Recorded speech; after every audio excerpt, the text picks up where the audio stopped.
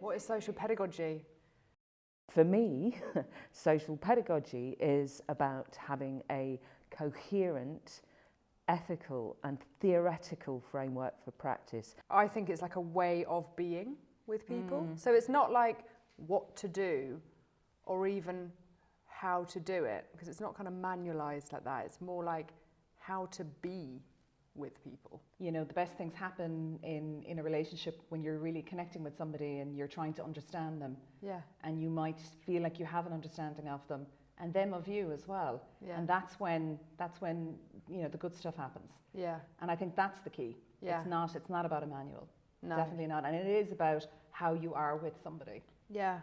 And it's weird how in social work, at least, just speaking for myself, you know, social work in England, it did become very manualised, and it did become very I felt very much like I was being put into a position where I was an agent of the state, which was not why I became a social worker.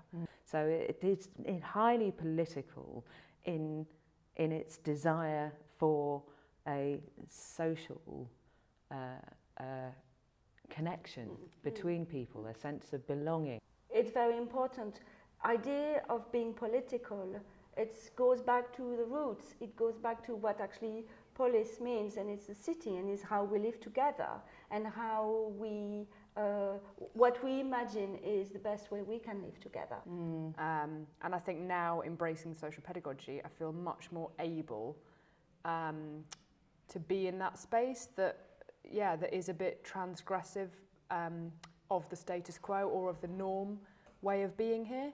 And I also feel validated in that. So it's like social pedagogy allows you to do that and validates you for doing it.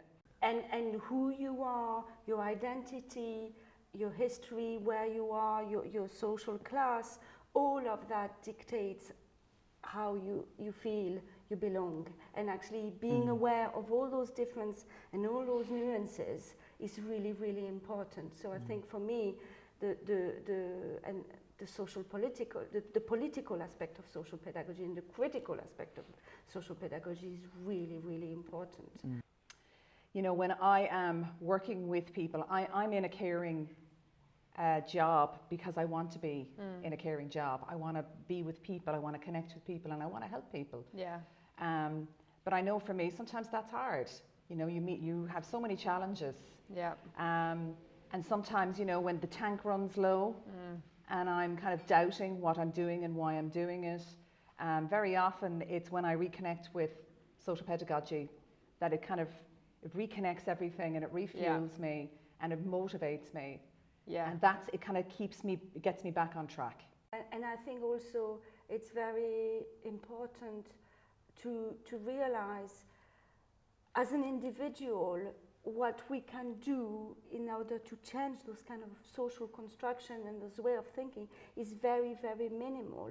And so kind of getting the support and doing it together is very important.